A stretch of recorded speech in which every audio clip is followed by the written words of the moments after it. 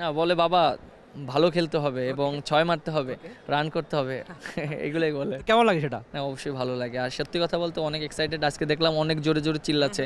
আর মাঠের ভিতর থেকেই শুনতেছিলাম যে এত জোরে চিল্লাচ্ছিল বাবা বাবা। মিরাজ ভাই, শুরুতেই ব্যাটিং প্ল্যানটা শুনতে চাচ্ছিলাম। ব্যাটে দারুণ ঝকঝকে একটা 70 পেরোনো ইনিংস। না আলহামদুলিল্লাহ, উইকেটটা অত ইজি ছিল না। সত্যি কথা বলতে উইকেটটা অনেক ট্রিকি ছিল, টার্ন করছিল এবং বল এক্সট্রা বাউন্স করছিল। আর সত্যি কথা বলতে যদি ওরা 140 বা 150 রান করতো তাহলে আমাদের জন্য একটু ডিফিকাল্ট হয়ে যেত। সেকেন্ড ইনিংসে আরও একটু মানে একটু ছিল, বাট ওদের তামিম অনেক ভালো ব্যাটিং করেছে, লিটন দাস। আর আমাদের হয়তো আমি চেষ্টা করেছি যেন ম্যাচটা ফিনিশ করার জন্য, এর জন্য হয়তো ইজি হয়ে গিয়েছে। আর টুর্নামেন্টটা খুব জমে গেছে আপনাদের জন্য, শেষের দিকে ম্যাচগুলো জিততেই হতো। তো তখন ক্যাপ্টেন হিসেবে বাকিদের কিভাবে মোটিভটা দিলেন? আপনার মাথায় কি চলছিল?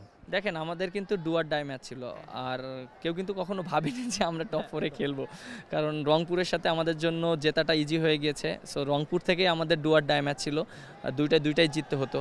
সো আলহামদুলিল্লাহ, যেহেতু রংপুরের সাথে জিতেছি অনেক ভালো ব্যবধানে, 220 রান করেছি, ওইটা একটা ভালো একটা কনফিডেন্স ছিল। সেই কনফিডেন্স নিয়ে আমরা আজকে ম্যাচটা খেলেছি, আমাদের কাছে খুবই ভালো লাগছে। আর যেহেতু খুলনায় এর 2 টার্মে মনে হয় না টপ 4-এ খেলতে পেরেছিল, এবার যেহেতু তারা টপ 4-এ খেলছি আমরা সবাই, আশা করি সবাই অনেক হ্যাপি আছে, ফ্র্যাঞ্চাইজি ওনারও অনেক হ্যাপি আছে। আর আমার একটাই মেসেজ ছিল যে আমাদের টিম অনেক ভালো টিম, সবার খালি বিশ্বাস করতে হবে, আর কিচ্ছু না। আমাদের টিমে দেখেন হায়েস্ট রান গেটার কিন্তু আমাদের টিমে নাইম শেখ, তারপরে highest second wicket taker Rony, Abu Haider Rony. So Mahidul Ankon যেভাবে খেলেছে, বেস্ট ডেথ বলার আমাদের টিমে, মানে অলমোস্ট আপনি দেখেন যে সব কিছুই আমাদের টিমে আছে, জাস্ট আমাদের ছোট ছোট কিছু ল্যাকিংস আছে, সেই জায়গাটা যদি আমরা ইমপ্রুভ করতে পারি তাহলে আমাদের ভালো হবে। এই মেসেজটাই আমি সবাইকে দিয়েছিলাম। আর ক্যাপ্টেন হিসেবে আপনি পুরো টুর্নামেন্ট কেমন এনজয় করছেন? আপনার ব্যাটে রান, আবার বলে কার্যকরী ব্রেক থ্রু দিচ্ছেন, আর ক্যাপ্টেন্সি চাপ, তো সব মিলিয়ে মনে হচ্ছে কিনা যে প্যাকেজ মিরাজের কথা বলা হয়, বোলার, ব্যাটার, ক্যাপ্টেন, সেটা মিরাজ ঠিকঠাক করছে? দেখেন ক্যাপ্টেন্সিটা অনেক অবভিয়াসলি অনেক ডিফিকাল্ট, সব দিকে হ্যান্ডেল করাটা অবশ্যই অনেক চাপ।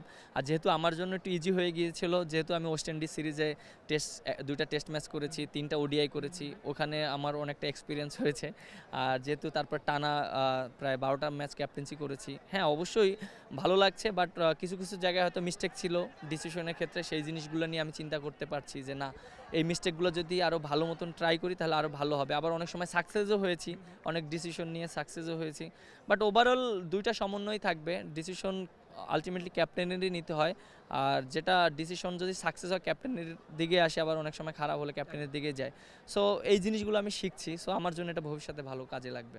আপনার অনেক বেশি তাড়া। আমার শেষ প্রশ্ন, আপনার ছোট্ট বাবু আপনার সঙ্গে আসলো, সে যখন ওই মাঠ থেকে খেলা দেখে বা টিভি স্ক্রিনে আপনার খেলা দেখে, কি বলে, কেমন লাগে? না বলে বাবা ভালো খেলতে হবে এবং 6 মারতে হবে, রান করতে হবে, এগুলোই বলে। কেমন লাগে সেটা? হ্যাঁ অবশ্যই ভালো লাগে। আর সত্যি কথা বলতে অনেক এক্সাইটেড, আজকে দেখলাম অনেক জোরে জোরে চিল্লাচ্ছে। আর আমি মাঠের ভিতর থেকেই শুনতেছিলাম যে এত জোরে চিল্লাচ্ছিল বাবা বাবা। থ্যাংক ইউ সো মাচ ভাই, বেস্ট অফ লাক সামনের জন্য। মেহেদী হাসান মিরাজ ছিলেন টি স্পোর্টসের সঙ্গে। তার অনেক বেশি তাড়ার জন্য খুব বেশি সময় নিলাম না, তবে যেটা সবচেয়ে ইম্পর্টেন্ট ব্যাপার, দল আপাতত কোয়ালিফায়ারের পথে রয়েছে, দারুণ খেলছে, শেষের দিকে ডু অর ডাই ম্যাচ ছিল, জিততেই হবে।